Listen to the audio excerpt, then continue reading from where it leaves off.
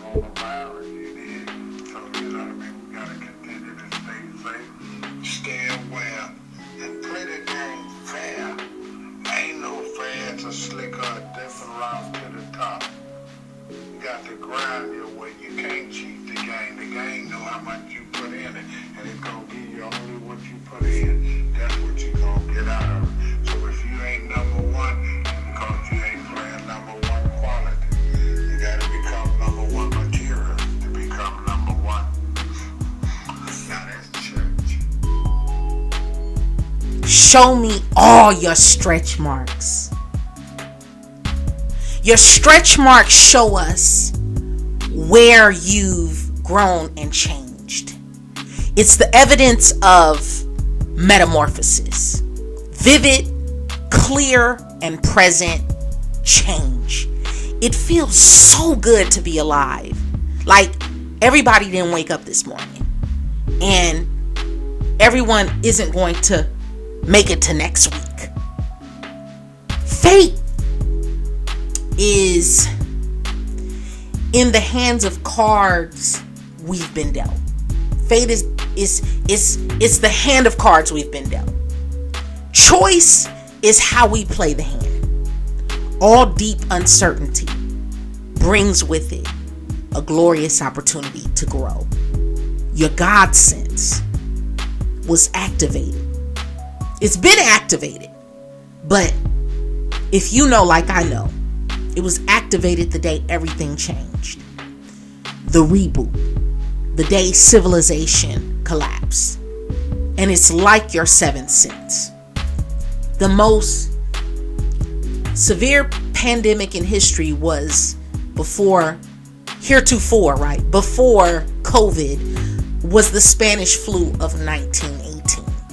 And it lasted for 2 years in 3 waves with 500 million people infected and 50 million deaths.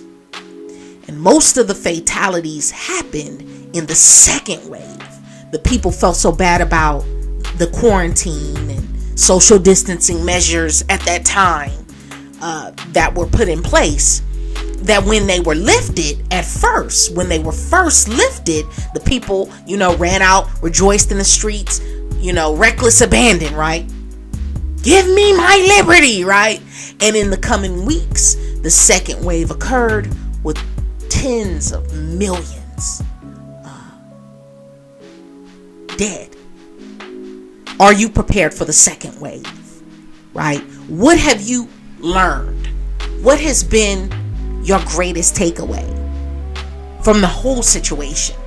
From your vantage point, from your perspective, with what you know, with what's going on with however you make a living, what have you learned? That answer will be revealed in the next few months. We're all gonna see, right? Become a revolutionary. If you haven't had an idea of what a revolutionary looks like, just study some of the revolutionaries in history, because this is a transition between ages. Yogananda once said that millions of people never analyze themselves. Mentally, they are mechanical products of the factory of their environment, preoccupied with breakfast, lunch, and dinner, working and sleeping and going here and there to be entertained. They don't know what or why they are seeking, nor why they never realize complete happiness and lasting satisfaction. By evading self-analysis, people go on being robots, conditioned by their environment. True self-analysis is the greatest art of progress. Bend the rules that the traditions of your trade, of your industry, of your tribe, of your religion, of your race, of your community that taught you Bend the rules that those traditions taught you were the price of admission. Like, all that shit is out the window. Split from the crowd. Stray from the herd. If there's ever any time to do that, this is that time. The kingdom of heaven, quote unquote, is within you. And whosoever shall know himself shall find it. Like, this in various forms and various translations is almost in every major religious text, in every major philosophy, in some shape, form, or fashion. You're not in this universe. The universe is in you. That's what it's saying. Sixth sense, or subtle perception ability, is our ability to perceive the subtle dimension or the unseen world, right? And it also includes our ability to understand the subtle cause and effect relationships behind many events, which are beyond the understanding of the intellect. Like, there's so much shit that if you tried to wrap your mind around it and try to make sense of it with logic, it just won't ever connect. You'll always be like, oh, well, we'll just never know. It's a mystery, right?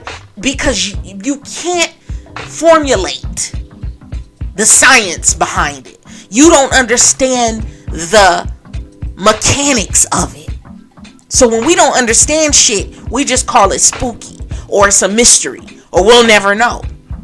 But I'm here to tell you, extrasensory perception, ESP, right? Clairvoyance, premonition, intuition, that gut. Sometimes you know when some shit is going down. You can't put your finger on it, but something is off. Are all synonymous with sixth sense or subtle perception ability. That's what I'm talking about. We perceive the gross or seen world, right, through the five physical senses. So, i.e., smell, right, taste, sight, touch, and sound, right? Smell, taste, sight, touch, and sound. Our mind, our feelings, and our intellect, decision-making capacity. Those are the five senses, right? Ironically, they're saying, oh, now the coronavirus, we found 6 new symptoms. This is how you'll know. Here are the 6 new symptoms, right? Of those, one of those is losing your ability to taste and losing your ability to smell.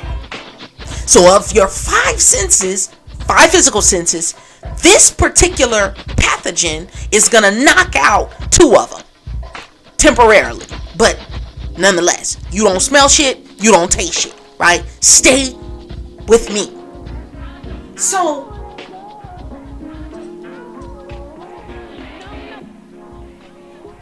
if you're anything like me, the old folks, the old heads used to say, sometimes when God takes one of your senses, he strengthens another one. So, i.e., people like Stevie Wonder and Ray Charles, although they are blind, right? They're legally blind. They cannot see. They have no vision.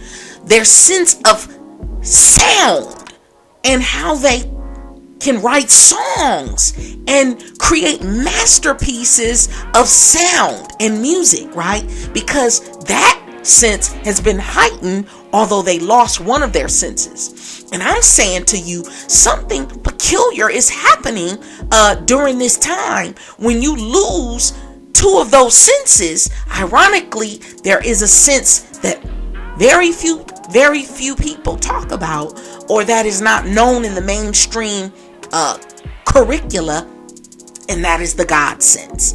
Right now, you lose your taste, you lose your smell temporarily. You will notice and tap into your God sense. That's one way. But when it comes to When it comes to the unseen world or the subtle world, we perceive it through the 5 subtle senses, the subtle mind and the subtle intellect. This is what is known as our 6th sense, right? 6th sense. Now, when the 6th sense is developed or activated, it helps us to experience the subtle world or subtle dimension. This experience of the subtle world is also known as a spiritual experience. So you'll hear people say, before they passed out, they blacked out, they saw these pearly, white, glittering, overpowering light, right? Or may have heard the voice of a family member who has transitioned, or various things people hear and say they saw. Does that mean they're seeing the afterlife? Are they seeing heaven? Or whatever you decide it is. You could say, I don't know, it's their brain cells spazzing out. Whatever you want to call it. I'm telling you that it's what's happening is they are tapping into the subtle world. The 6th sense can only tune into that reality. Use this time to mine your genius. Find the gold mine and the silver and the diamonds and the pearls embedded in you. And there's been no better time to do this because you've never had 2, 3, 4, 5 weeks uninterrupted to develop something, to hone in on something, to give it laser focus, right? To give it like forward focus. Use this time to discover ideas that will raise your craft, raise your enthusiasm, and raise your impact. Here's where I'm going. People who believe they can succeed will see opportunities, will see ideas and concepts where others see threats. You will begin to see things that are not there because you're tuning into a sense that can touch it, but you can't see it, you can't smell it, you can't taste it, you can't even describe it, but it's in your mind. It's something that you see in your mind. All change takes place in consciousness.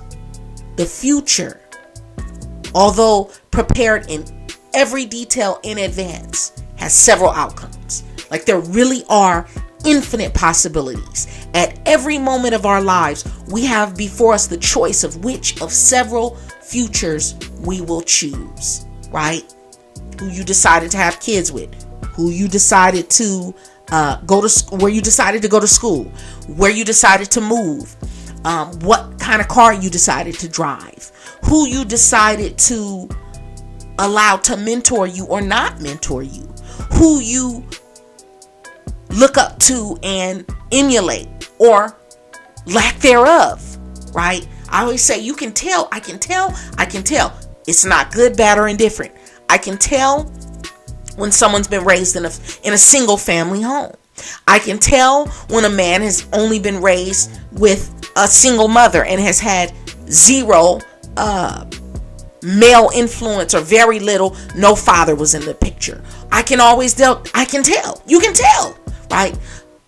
When it comes to dreaming up new works, inspiration, claircognizance, raw creation, understand that worrying too much about logistics keeps you stuck in logic. Worrying about how it's going to happen. I got to come up with the cash, or I got to figure out this, or I got to get that, and I got to be able to get here. Oh, and I got to get a degree to do this. No, that's a place of limitation. Worrying about the how, worrying about the logistics, which ironically is shit that's out of your control anyway. It keeps you in a place of limitation versus creative inspiration and flights of your unbridled genius. It is with your greatest talents that you will build your empire. Whatever your greatest developed talent is, talent or talents, plural, that gift is what you're going to use to build your empire, to fix your relationship, to find your fortune, to travel, to rise up in status and stature. Your gift is what makes you a conquering win. Your gift is what's going to put you on the map. It's not where you went to school. It's not how many credit hours or where you interned. It's your gifts, your gifts, your gifts, your gifts, your gifts. It's going to get you around all the people you need to know that are going to help take you to that next echelon. It's your gifts that's going to get you in the right rooms. If we do not create and control our environment creates and controls us. And so most of the results we have are the result of experiences we've had in environments. Environment is the engine. Environment is one of the most powerful ways to affirm end result or to affirm the reality you would like to see.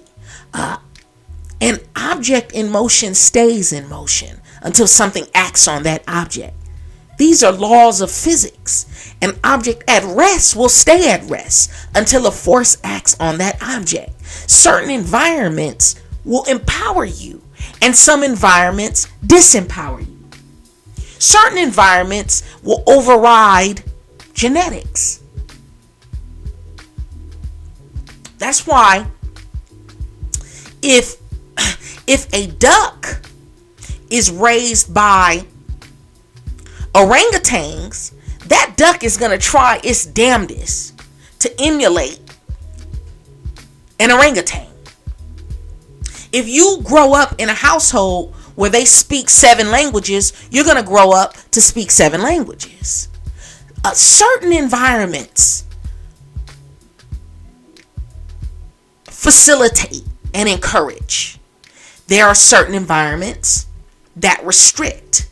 This is about having the ability to go into your own subconscious mind and drop seeds that will grow into giant trees. I mean, pastures and forests of whatever you seed it with. And so to avoid undesirable behavior, avoid the environments where it is most likely to occur. Different circumstances, different relationships, different experiences, and even different surroundings shape who we are and create a self-image. There are some relationships you can be involved with someone who will pour so much into you and speak into you and, build you up in such a way that you believe you could fucking fly, right? And then there are relationships you can be in, they will beat you down. And they will beat you down. They can beat you down with their words. They can beat you down in just not encouraging you. They can beat you down in, it can manifest in many ways. And that will start to shape and mold how you see yourself over time. That's why I tell people, never say crazy shit to your kids. Oh, you just bad. You just don't talk like that, because it's getting in there by osmosis. They're hearing it. They're taking it in and they're making it a part of their self-image. And so if it's not uplifting them, you're doing yourself and your children or child a great disservice. God sense. The more you use it, the better it gets. Your self-image, this self-image, it can be changed and brought into alignment with the ideal outcome that we desire to create. Now, this can be done by impressing the subconscious mind through imagination, and utilizing the affirmation of environment, right? Always speaking what you want to create. All of the images on your walls should reflect what you want your life to look like, the direction you want to go in, not where you've been, not even necessarily where you are, but where you are trying to go. Your whole environment, the people you surround yourself with, everything needs to match up and look like what you're trying to build and maintain and actualize. Certain powers lie dormant within you during prosperity and good times, and they're only activated in adversity. It's a fire in the belly, too big to box. And once activated, it brings your heart's desires. Adversity always precedes growth. Always. Growth, like look at the very nature of a tree, of a seedling. It has to break through the shell of its seed and break through the soil, all rising up towards the sunlight and fresh air and oxygen, and right? Adversity precedes growth. The meaning you give to people, the meaning you give to environment and circumstances creates and recreates people, environment, and circumstances. You are always assuming and believing reality to work from a certain perspective. So you hear people say things like, oh, Republicans, all the Republicans care about is X, Y, and Z. Oh, you know them damn liberals, they lazy, right? The life of your dreams is a living reality now. Feel your way into it. That feeling is a metaphysical connection. It is extrasensory. Bask in that feeling. Act on that feeling. Submit it with your attitude in every action and inclination. Do everything from the outlook of fulfillment. Gratitude is the destination, the path, and the way. So you got to be grateful in the morning, grateful in the noonday, grateful before you lay down at night. Gratitude, gratitude, gratitude, gratitude, gratitude. At any given time, we're able to go back over the day or over the week or even the past, few years and change meaning. We can edit the meaning of the various moments of our lives from past experience. We can evolve our self-image to be more in alignment with what we want to create. This is the essence of the God sense. Subconscious audio is crucial in tuning into this sense. When you think about some of the different orthodox views of meditation and chanting, from the sound, the first the first sound of the creator, down to the thumps and the thuds and whistles of insects and bird song, right? We receive everything by the hearing of sound, of word. In the beginning, there was the word, the logos, right? Or words. Everything comes into creation through words. Let there be light. Let there be waters. Let there be life, right? By words, through spoken word, the hearing of the word. And so as you evolve and change your environment or revise meaning or recreate meaning, the outer world, your outer reality evolves. Many people have observed events before they occurred. That is, before the occurrence in this world of 3 dimension. Because this happens so often, where you will dream something and then it happens. Or you get glimpses flashes, or previews of things to come. We know that events and life on earth precede from events in the unseen world. And the whole deal, the whole plan must exist in another dimension and slowly makes its way. How is it possible? I saw my son before he was born. I saw him before I was even pregnant. Before I was pregnant, I saw him in dreams. Old folks, the old heads used to say, well, I dreamed about fish. And ironically, somebody in the family is about to end up pregnant. Yes, it's, knocked up. The birth control didn't work. So there are no coincidences or meaningless events. No level of success happens by accident. And when you become aware of your God sense, you begin to acquire financial success, okay? And some people will call it all types of things because they don't understand it. They don't understand the science. They don't understand the philosophy. So they'll call it occult. They'll call it demonic. They'll call it satanic. All this shit your ancestors did. And they told you it's dark and that's demonic. They told you some shit 200 years after your ancestors been using it, doing it. And because you bought into that, you've totally tuned your God sense out. And you allow other people to give you the reality they want to give you. Project shit on you. When you become aware of your God sense, you begin to acquire treasures in business. You begin to acquire connections. You ironically find yourself in the right places at the right times.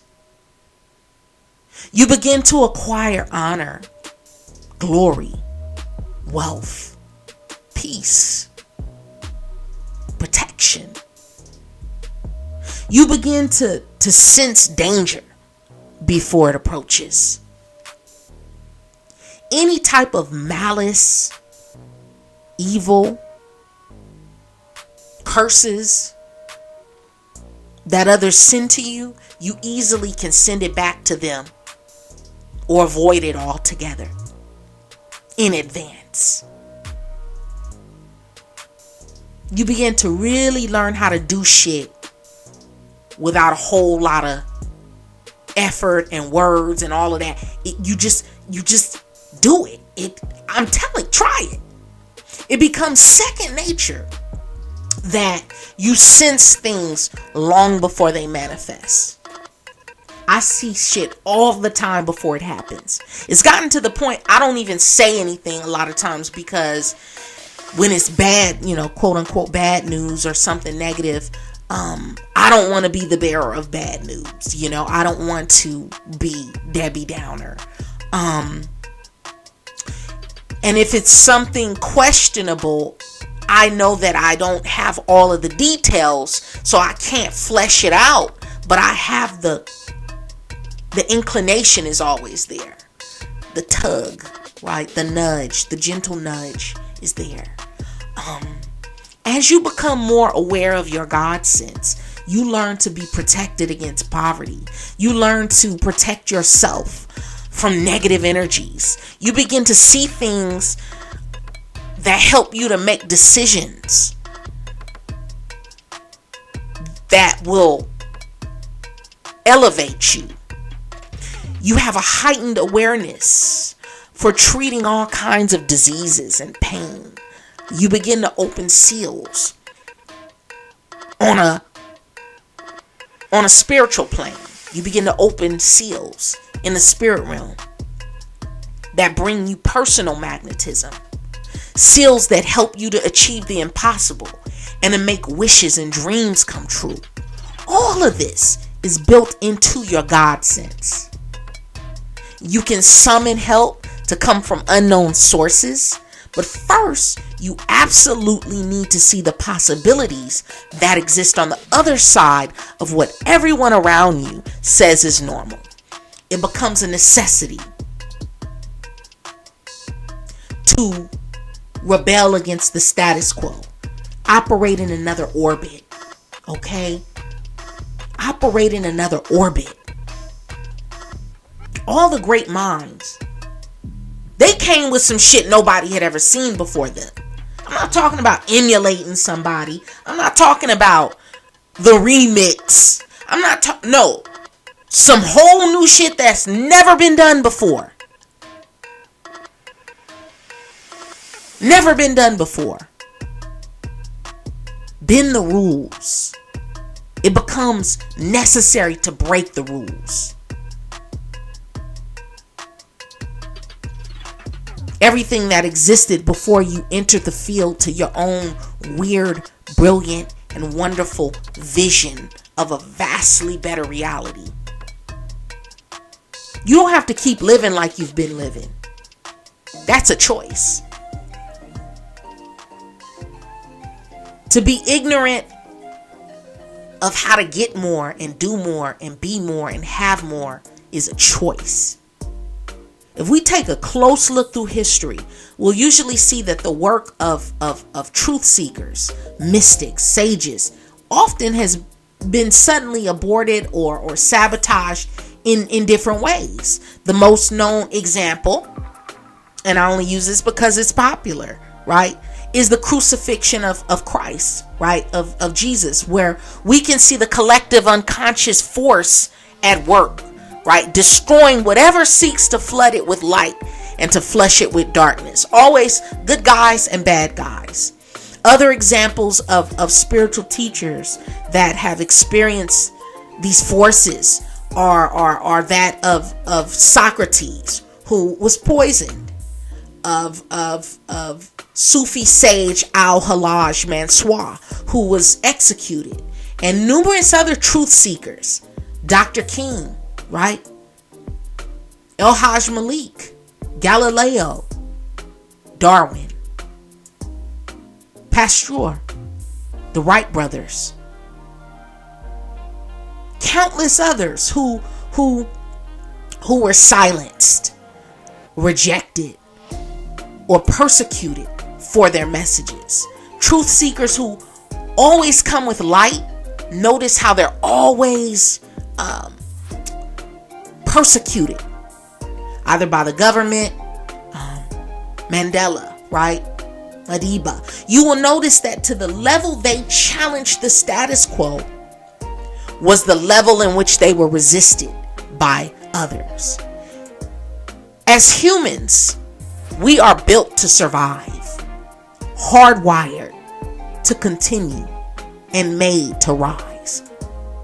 That's why we can overcome so much shit by coming up with cures and vaccines and modern technology, right? Solved all the problems of from cholera to malaria, right? This virus will eventually be handled. Okay? The economic chaos will eventually lead to a new era of prosperity. There is a falling away of the orthodox or established order of things everywhere. The present world crisis and breaking up of civilization is due to it's like a necessary evil, the necessity of a general cleanup. It's like preparing us for a wider and grander conception being presented to humanity than has been possible for many thousands of years. We will see evidence of the God sense manifest in our technology and systems, and it'll be majestic, otherworldly. Eyes have not seen, nor ears heard. Like some of this technology that's like on the verge is really gonna be some shit. I'm telling you. You're gonna be like, how do they do this shit? It's gonna almost seem like we got some alien technology. In fact, we have. More and more certain things will be disclosed slowly. They're gonna slowly start to tell us and show us the shit that's really going on. With shadow budgets and the black budget and, you know, alien technology, propulsion technology that they're working on. But life will inevitably become smoother again. But it will never be quite the same as it was between 2010 until the end of 2019. Those were our roaring 20s before our Greater Depression. Yeah, this is the Greater Depression is upon us. So develop your God sense more than anything. And you develop your God sense the same way you do just about everything, through practice and working with it and using it. Develop your prescience, your ability to foresee coming events. And don't just think about what's coming. Don't just think about what's coming. Write it down. Keep a notebook by your bed, because certain things are going to come to you in the dream world and you forget it as soon as you wake up. Keep a notepad or some kind of device that you can, jot down your ideas and flashes of insight. But write it down. If you think it, ink it. Because the very act of having to find the words to define your intellectual insights promotes clarity of thought. The most remarkable feature of humanity's future is our flexibility. It's determined by our attitudes rather than our actions, oftentimes, right? The wealthiest individuals do very little physical work.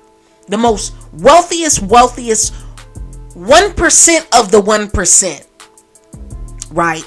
Very little to no actual action. They pay people to do everything. They've done their heaviest lifting in the thought world, in the unseen. Whether it's manifesting into the right families and the right systems and the right churches or synagogues, the right corporations, going to the right business schools or law schools, or whether it was thinking themselves rich, or thinking of an idea that will take you to certain heights. But they're not getting up, going and clocking in like you. Right? The cornerstone on which all things are based is our concept of ourselves. We act as we do and have the experiences that we have because of our concepts we have of ourselves. If I can get you to think that you're not shit and you're oppressed and you're a minority and you don't mean shit, you will start to act like it. You will start to believe it. You will start to teach your children that. When you have a different concept of yourself, you'll act different. Certain shit you just will and won't do when you view yourself a certain way. Certain things are beneath you. Thus, never touch you. Keep your focus trained on the many opportunities to build a better you, to grow a business that serves more people, and live a life that's more creative. Things are in a critical condition. We're at the crossroads.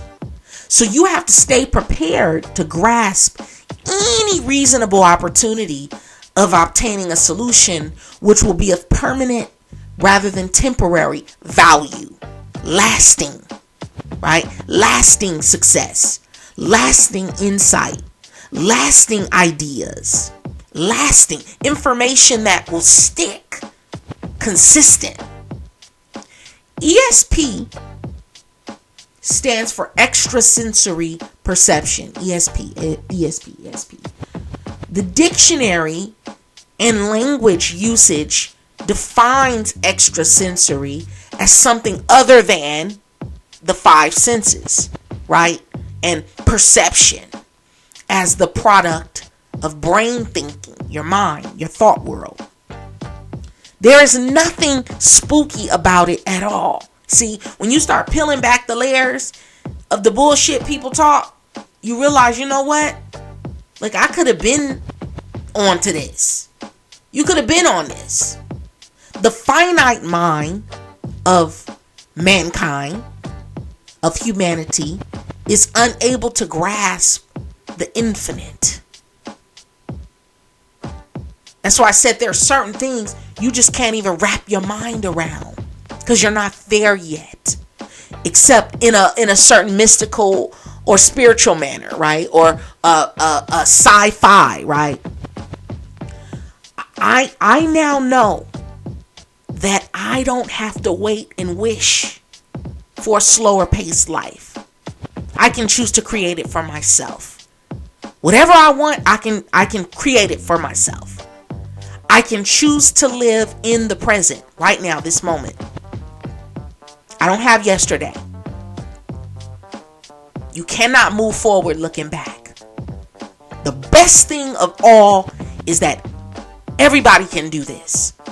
Meditation does not require one perfect technique or a set of special skills. Meditation can be done by anyone, anytime, anywhere. You don't need a degree. You don't need certification. Everyone can tune into his or her God sense, literally with zero effort. It doesn't require effort to hear, taste, touch, smell. You just do it. You don't try to smell shit. You either smell shit or you don't, right? You'll wake up one day and realize you've been using it all this time, but using it in ill ways, in ways that have not been advantageous. The real awakening, when you tap into your God sense, is realizing that all this shit is made up.